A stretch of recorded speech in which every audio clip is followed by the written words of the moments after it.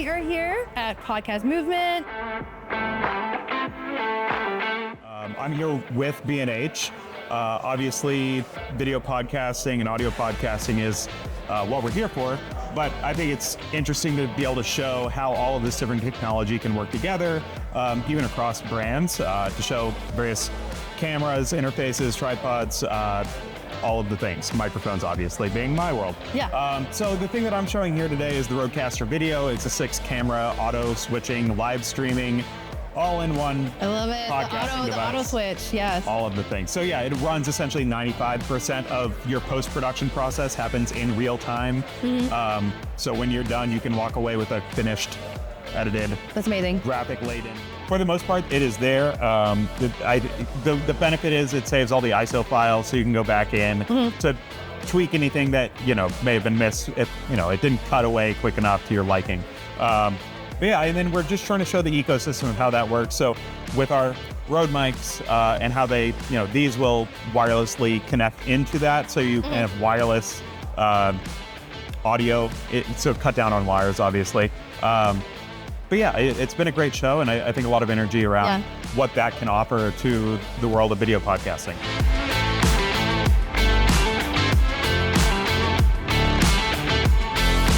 My brand is The Podcast Lawyer. When we're presenting ideas for these programs and hoping to get selected, you want to just not be another boring lecture, right? And so I was thinking about, well, how can we make it a little more interesting and more engaging with the audience? And I just came up with this idea. Let's do like sort of a game show, a quiz, and get people actively involved. So we came up with 2 legal truths and a lie.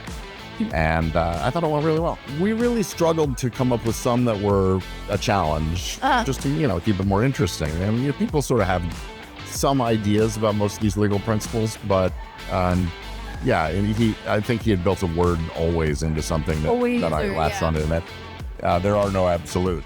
An episodic is a artificial intelligence-based tool that helps take the heavy lifting of all of the things that podcasters hate doing, right? Yeah. And offloads that to a virtual producer, researcher, and content strategist, right? I had originally had podcasts all around online dating for people over 50.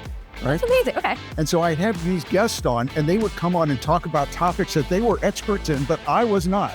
Right? So they were talking about attachment theory. They were talking about Enneagrams and how that plays into dating.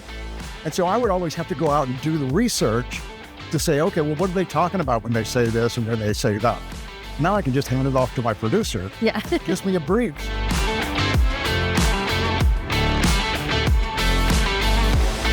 But you can watch the whole thing to see why the answer is no. But we talked about, there are many services out there that will claim we're going to get you organic downloads, we're going to get you real audience. And any service where you sign up for it and you see instant growth and you turn it off and you see instant drop, there was never any real audience. That was all artificial, it was bot related. And I went through and showed people like, hey, if your stats should look like this, I showed what real good numbers look like. And I go, and then here's when people paid for it, what it looked like. And I gave an example. I went out and I found 10 different shows that were doing that. And I asked them how much they were paying per month. And that varied anywhere from $170 a month to $7,000. Oh, wow. Yeah. And most of them were in the $250 to $600 range per month. But on the one on the 700, I gave the example that when I called them, I was talking to the husband and wife that do the podcast. And I said, well, looking at your numbers, it's pretty clear that you guys are paying for marketing. And husband's like, yeah. And I'm like, would you mind me asking how much you spent? And he's like, $7,000. And the wife goes, is that service I told you not to use? Oh, no. And she did it in a slightly more biting tone. Yeah. That I can't imitate, but my wife does really well. Oh, I know that tone. And I know that tone. I've done it. Yeah. And when I hear that tone, I know I'm going to hear about it for years into the future. And I know that they are going to hear about it for years into the future as well. These people got no impact. Yes. Those 7,000. Even that 7,000, no impact. No impact. None. Is it just, and so is it more of a organic slow growth? Is that the best way to do it? If there are services you can pay to have your show marketed, that actually will work if that marketing is on other podcasts in your genre, or in a podcast service like Overcast, where podcast listeners are, again, on your genre, and you will see some growth, and it'll be slow. But when you turn it off, it doesn't go away. Yeah.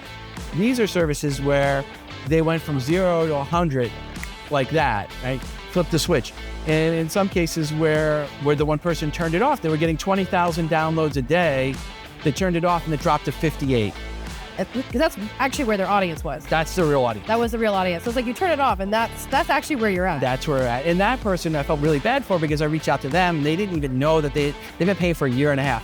They thought they had this audience, this really established audience.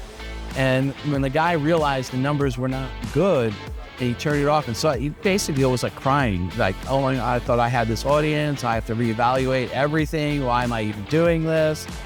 And that's unfortunate. That's the biggest issue on this, is people get this fake sense that what they did was working on marketing. They don't have to do anything else. Yeah. Because anything else they were doing before wasn't working, like having little clips and video and social mentions and going out on other people's podcasts. Well, that only grew the show a little bit. Whereas this paying $250 or $500 or $7,000 caused the show to jump up instantly. And wow, that was really easy. And ego equals download squared, Walter's first law of podcasting. And their ego stroked and was amazing. And so they stopped marketing. And then a lot of times when people do this, not only does the show come down, it comes down below where it was before. As I was podcasting and solving my own problem of setting up the cameras, the lights and camera, and I have a little background in film production. So as I set my own stage and showed up on camera, and during the pandemic, we were talking to a ton of people. We were spending time on Zoom, and people started asking me, why does your camera look better than my camera? Or we were both using Zoom, right? Are you using Zoom? Like, yes. So why does it look better? So I was like, well, it's all about lighting. It's all about the camera, framing, the audio, the treatment of your room. And they're like, whoa. That's a lot of stuff. Do you mind consulting? So I was like, all right, I'll consult. So I formed a company, Home Studio Mastery. Since 3 years, I've written a book called 7 Stages of Home Studio Evolution. Also wrote a book called iPhone Video, Mastering iPhone Video Production, and all of the things that will help people, get started. Yeah. If you get started, you're going to figure out what you're missing, and you can be able to create better content and evolve with it. To get started, use a $1,000 camera that's already in your pocket, the iPhone. Yes. Use this one for everything. Mr. B started with this, his first 100 videos were all on here, right? All of these people use the smartphone, because what that's doing is you're not going to the shop to buy high-end shoes to start running. You're just gonna get whatever you had, start running, because when you do that, when you start doing those little bitty things at a time, it's gonna help you evolve, it's gonna help you take account of what you're creating and how can you do it better. And that's where further investment goes in. But first thing is invest your time into creating the content on camera. I mean, we're sitting here in front of this beautiful window, getting this natural light. This is the first thing you can start using. And anytime you're trying to take a photo of yourself, look where the light is coming from. Use that light as your advantage, because the camera doesn't like the light. But it likes when the light is on you. So we edit for independent podcasters, and we serve about 15 to 20 shows, local, national, everywhere in between. I used to have some international clients, yeah. So Bourbon Barrel Podcasting edits podcasts.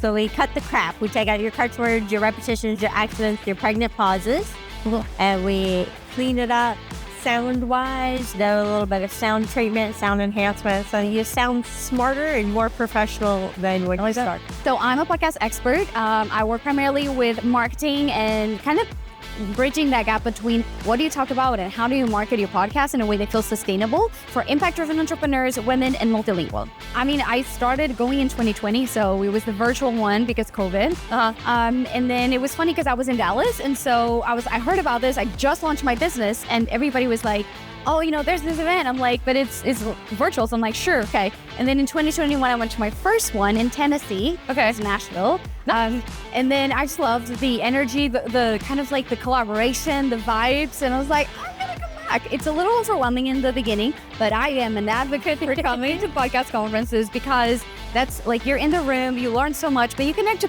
folks who are doing the same thing. They're excited to be in the room and talk about what they do, share practical tips. And so it's just such an amazing opportunity.